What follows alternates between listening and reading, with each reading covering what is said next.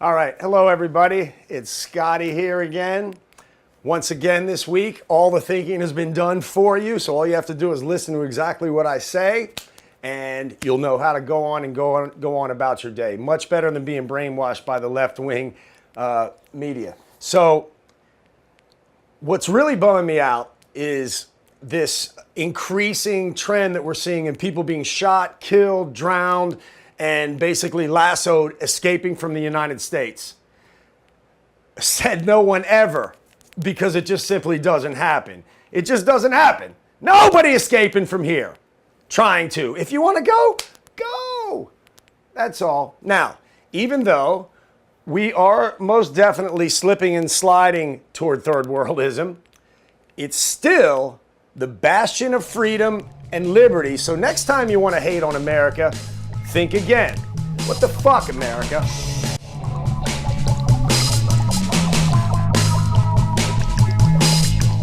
What the fuck America did to me? Trickery or conspiracy? Good white girl, not Hillary, kidding me. Nothing gonna change my sensibility. Life's a bitch, giving all the chivalry. Overheard in a broke man's soliloquy. Bust guns or break him down lyrically. Ring bells, I'm talking about liberty. Not tripping, shit got slippery. Far from the truth in which proximity? Real authenticity, can't rate well when you're false officially. Leave marks me parts of history. Who do we charge for the scars initially? Watch your enemies. Everybody brother ending up shot Kennedys. All right, so we're back. So, I'll tell you what's got my feathers up, if you will. Kind of a segue, what I was talking about escaping from America, which never fucking happens. What really happens is people are dying, literally and figuratively, to get into this country. Now, why is that? Why? We all know why, because it's the land of opportunity. With all its faults, pimples, zits, period, blood, and whatever, fecal drippage. So, speaking of escaping to the United States, fleeing one way or the other, our president, or lack thereof, Barry, was visiting Cuba. Now, it just so happens that during that same time when he was visiting Cuba, or is visiting Cuba, the terrible Brussels terrorist attacks happened. Now, it's not his fault. What's he supposed to do? However, it did sicken me today to see images of this guy, Barry, at the baseball game with these murderous fucking tyrannical dictators who are despised the world over by people who live in America who came from Cuba. You understand? Let's be honest. Let's cut the crap. Anyway, just to see that image of our president shaking hands and bowing and all that. Has this fucking guy ever met a dictator, a tyrannical, totalitarian leader that he doesn't love? Did he settle? Did he meet today, or is there any scheduled plans during his stay in Havana? Well, the school children are dancing and they've made songs and everything. How many dissident groups is he going to sit with? How many fucking Cuban exiles did he consult before he went from Miami? How did he bring those people together to see how he might approach policy issues with fucking Fidel Castro? Did he do any of that? Did he visit with any of the political prisoners who were just stowed away? I mean, they make Stalin gulags look like country clubs, this guy. They just forget about him. Meanwhile, these two fat cat pieces of shit, what the fuck their name is, Fidel and Raul, two most repulsive human beings I've ever known, and there have been women that take seed from them. Anyway, it really, really got my feathers up to see this. Now, what is he supposed to do? Cancel his alleged vacation or his... Can he really do anything? No, but you know what? At least dopey George Bush, after he finished reading Red Riding Hood or whatever fucking book he was reading when they told him that the Trade Center had been bombed, at least he then went out and had a policy meeting with his people. He hunted with them, didn't he? He didn't ask Malia to translate what the fuck everybody was talking about. Oh, I didn't mean it to go quite like this, but I do. This guy is a subversive, Barry. He's a subversive. Now, you know, if you say anything, this is how it's gone on, because if you say anything, you're automatically a racist. Believe me, I have more black friends than Obama ever thought about, okay? Is the truth of the matter. This guy, you know, but the fact of the matter is, you got to call a spade, and I swear to God, there's no pun intended there. He's a radical. He's a subversive. He is a radical. He is a subversive. He studied Saul Alinsky. We're going to cover that another day because it becomes, you know, it gets deep in the weeds. He's not the only one. Hillary is an Alinsky disciple. Bernie Sanders, listen, it would take you more than $20 and a six-pack to get Bernie Sanders off Saul Alinsky's dick. I'm going to promise you that right now. So all these people studied at the knees, at the altar, I should say, on their knees, of this fucking radical piece of shit whose stated goals we will get into, and it will bore the piss out of you. But when I lay it all out, you'll begin to accept the dum-dums out there thinking out loud, which is the biggest problem that we have. You'll be like, whoa, it does sort of fit together. Anyway, more on the Cuba visit later.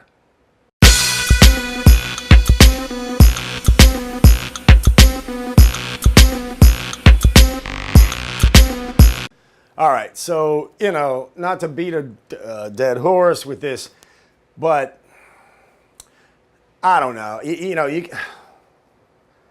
I'm not disappointed. How could anyone be disappointed in Barry? He telegraphed all of this stuff to us in 2008 when he got elected. Wait, was it 2008 he got elected? Yeah, 2008. You know, he whipped up the kid vote. He became sort of the hip thing. We saw how he did it. What happened was the media didn't delve into any of where he comes from. And when I say where he comes from, I mean that literally, and I mean it figuratively, because he literally comes allegedly born in Hawaii. Okay, that's fine. But then now he's in Thailand, he's in Kenya, he's got this one father, seed and ass, everybody, all over the place. Whatever. Kid went to school in a Muslim school. Could explain some of his worldview sometimes, but maybe just enough. Maybe he got just enough to have an appreciation for the other side of life, which really can be kind of valuable, can't it? Rather than just knowing your side. Oh, whoa. I've seen how the other half live, so to speak. Parenthetically, the fucking guy's brother still lives in a hut. But anyway, I've seen how the other half live. And I empathize with them, or I'm on par with them, or I envy them and I aspire to be them. Wherever you're at on that spectrum, and that'll be different for anybody. But the fact of the matter is, no, but he has to go way beyond that. It's not just about, like, when you're in Rome, well, I had the best, whatever, when I was or Naples. No, this is like an all-in ideology, soaking it up on purpose. Like learning how to play guitar while listening to Wild Horses over and over and over and over again, and not being afraid to ask other people who are learning it at the same time. Now guess what? What if those people that were telling you, and what if they're all a little bit wrong? So now you've got a cacophony of wrongness that you play for the rest of your fucking life. But I digress. So Obama didn't just stop with having the experiences of these other cultures and several fathers and a guy named Frank Marshall who was an avowed communist. We all know this stuff. We didn't really know it, or at least the dum-dums who were thinking out loud with the hope and change and all those signs, they didn't know this. Some people knew. The mainstream media certainly wasn't going to piss on anybody's parade when you've got a bunch of young girls, white girls, all kinds of girls, and they're carrying signs, and they want hope, and they have hope, and they have change, and they want it. And here's this beautiful man.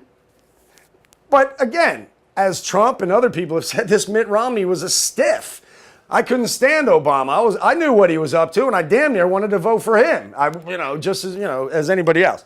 Anyway, point is, he's a front guy. This guy studied at the feet of Saul Alinsky. He is a radical. He's always been a radical. He went deep. Okay?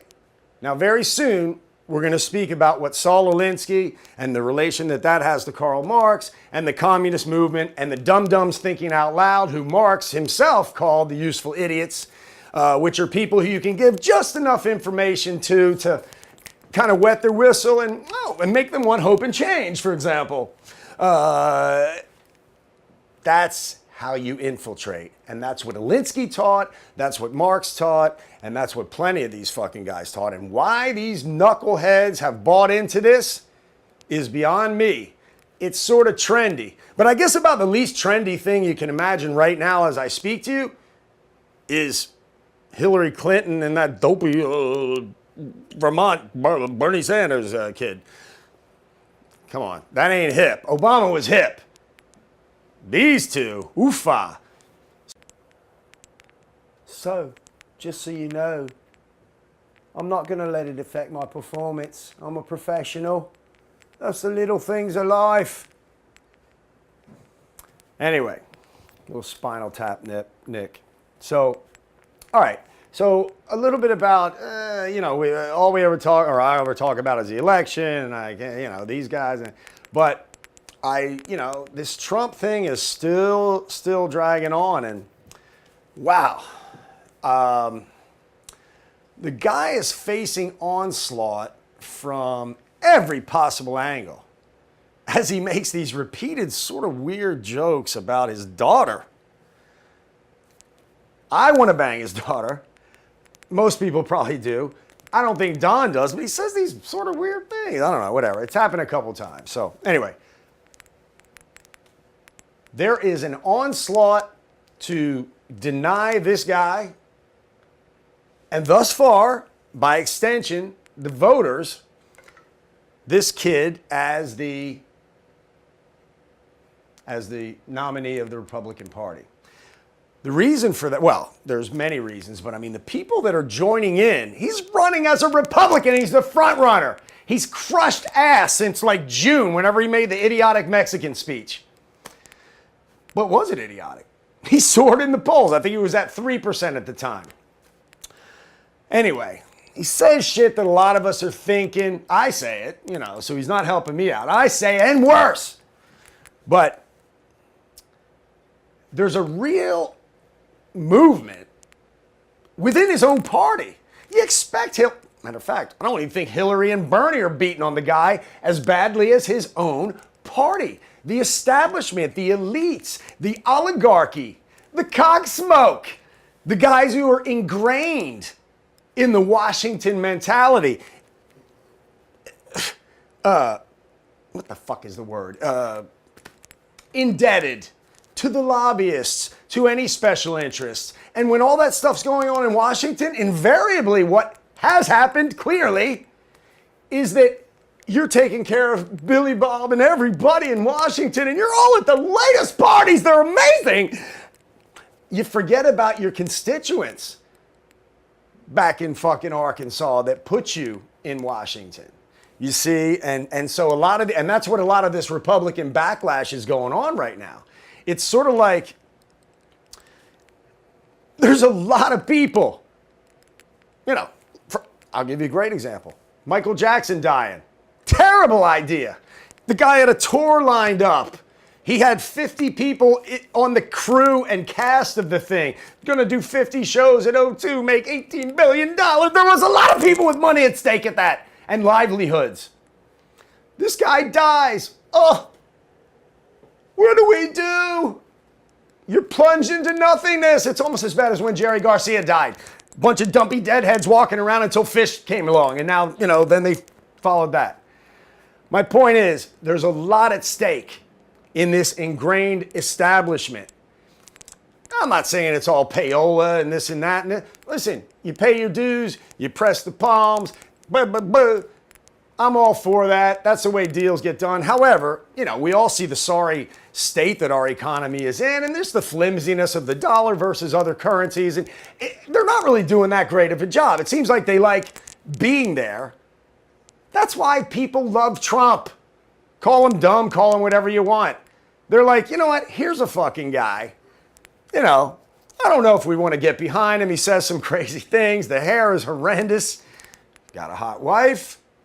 The daughter we talked about. I don't know. Maybe I'd take a poke at the son. Ow! Anyway, the establishment has decided that this guy is not going to be the nominee. And when I say the establishment, I mean people like high-powered people within the party, the Paul Ryans, and of course many other people off the record. You know what I mean? Like Reince Priebus, this putz who runs the Republican, the RNC. Oh, horrendous! Where did they get this putz? Anyway, there's a lot of stuff going on behind the scenes. We all know this. It has to do with delegates and how, the caucuses and the primaries in the various states, just because he wins the caucus or he wins the primary by whatever horrendous percentage that he might have won, still it's the delegates who decide and this and that,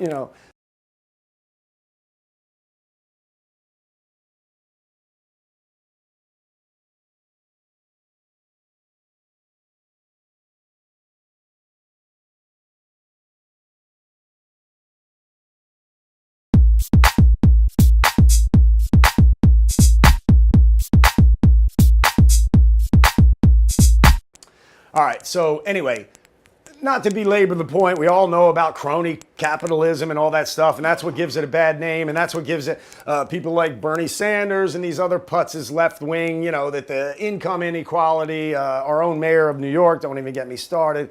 That's kind of where it all comes from. So there's a lot of people who really just like things the way that they are. Obama's not that bad of a guy. His golf swing has come quite a long way in these 7 years plus that he's been here. They're happy where they're at. Many of Obama's agenda, even with the Republican-controlled House and Senate, has just sailed right through. Oh, they object and blah, blah. Oh, it's terrible, but they know they have the votes. We all know how all that stuff works.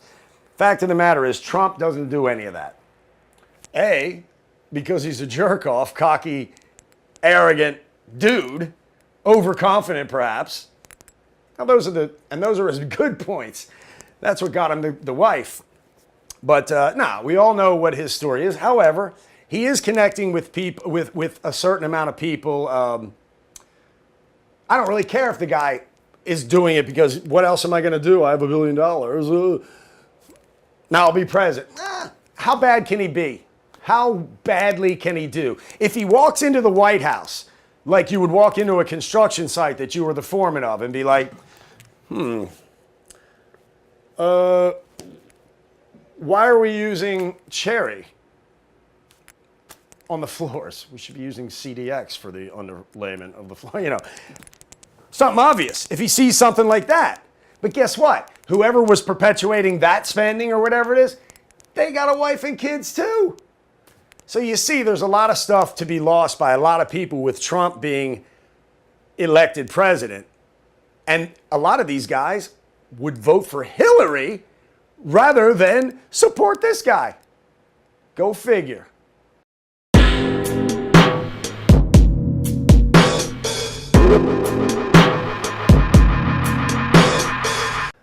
All right, so, I've been thinking a lot lately, I like to beat up on everybody.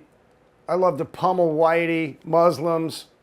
Haven't really beaten up on Jews or blacks really enough, but I'm not going to have time for that today, but that'll be for another day. But in terms of recent events, so many problems we have with this. I don't want to, how do I differentiate Muslims from the religion of Islam? We're going to go way into the so-called religion of peace, Islam, in specifics. But in this case, I'm just thinking like there were some terror attacks again here in Brussels, a bunch of people killed. They're all yelling the same thing. And really, let's be honest, kids, most of the shit that's conflicts that we're involved in has to do with that sort of religious sort of stuff. So, and all we ever hear is that, oh, you're stereotyping all of us. You know, one bad apple doesn't spoil the bunch and so forth. Of course it doesn't, except if you're talking about 1.6 billion people. Then even a slight percent is a lot of people. If you want $100 million lottery, and if you give me 0.1% of that, it's still a good little payday for me. Anyway, check this video out. I am here to ask you a simple question. I know that we portray Islam and all Muslims as bad, but there's 1.8 billion Muslim followers of Islam. We have 8 million plus Muslim Americans in this country, and I don't see them represented here. But my question is, how can we fight an ideological war with weapons? How can we ever end this war? The jihadist ideology that you talk about, it's an ideology. How can you ever win this thing if you don't address it ideologically? Great question. I am so glad you're here, and I am so glad you brought that up because it gives us an opportunity to answer. What I find so amazing is since the beginning of this panel, which we are here about Benghazi attack against our people, not one person mentioned Muslims. We are here against Islam, or we're launching war against Muslims. We are here to discuss how 4 Americans died and what our government is doing. We were not here to bash Muslims. You were the one who brought up the issue about most Muslims, not us. And since you brought it up, allow me to elaborate with my answer. There are 1.2 billion Muslims in the world today. Of course, not all of them are radicals. The majority of them are peaceful people. The radicals are estimated to be between 15 to 25%, according to all intelligence services around the world. That leaves 75% of them peaceful people. But when you look at 15 to 25% of the world Muslim population, you're looking at 180 million to 300 million people dedicated to the destruction of Western civilization. That is as big of the United States. So why should we worry about the radicals, 15 to 25%? Because it is the radicals that kill. Because it is the radicals that behead and massacre. When you look throughout history, when you look at all the lessons of history, most Germans were peaceful. Yet the Nazis drove the agenda. And as a result, 60 million people died. Almost 14 million in concentration camps. 6 million were Jews. The peaceful majority were irrelevant. When you look at Russia, most Russians were peaceful as well. Yet the Russians were able to kill 20 million people. The peaceful majority were irrelevant. When you look at China, for example, most Chinese were peaceful as well. Yet the Chinese were able to kill 70 million people. The peaceful majority were irrelevant. When you look at Japan prior to World War II, most Japanese were peaceful as well. Yet Japan was able to butcher its way across Southeast Asia, killing 12 million people, mostly killed with bayonets and shovels. The peaceful majority were irrelevant. On September 11th in the United States, we had 2.3 million Arab Muslims living in the United States. It took 19 hijackers, 19 radicals to bring America down to its knees, destroy the World Trade Center, attack the Pentagon, and kill almost 3,000 Americans that day. The peaceful majority were irrelevant. So for all our powers of reasons and us talking about moderate and peaceful Muslims, I'm glad you're here. But where are the others speaking out? And since you are the only Muslim representative...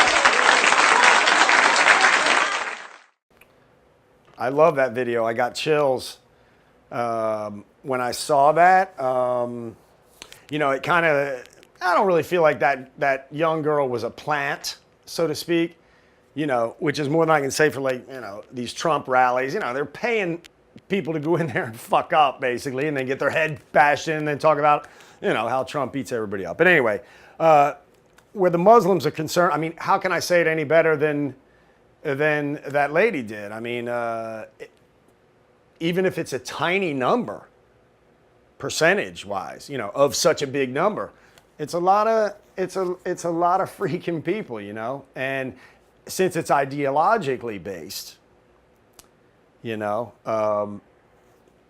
and they want to die, These dumb fucks, you know? How do you fight intellectually, morally, spiritually, but most of all, physically? If you don't care, if I don't care if I die, dude, it's a little hard for you to scare me. You know what I mean? Like, in fact, I even kind of welcome it because there's all kinds of goodies, you know, they're almost as ridiculous as heaven, but that's another thing. Anyway, next week we're going to talk about some specific strategies that seem to be taking shape in this. It's very recent. It's not anybody's fault. It doesn't hurt that we have a Muslim president to kind of further, but by no means is it any one person's fault. It's, but there's definitely an onslaught, a Muslim, you know, boom, you know, and of course it was coming way before 9/11. That's when the dopey, you know, Budweiser Americans, hey, wait a minute. You know, most people didn't know what the fuck a Muslim was, let alone know the pillars of Islam. And we're going to talk about some of that stuff too next time.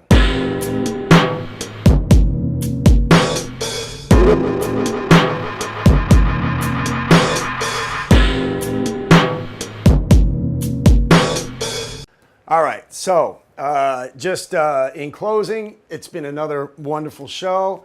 I can't wait to be back next week. I'm going to give everybody a little tip for New York City subway riding. Avoid what I call loud train guy. Another version of dumb thinking out loud. And here's how you identify loud train guy. A lot of activity and I'm not the one to talk. I'm constantly with my hair.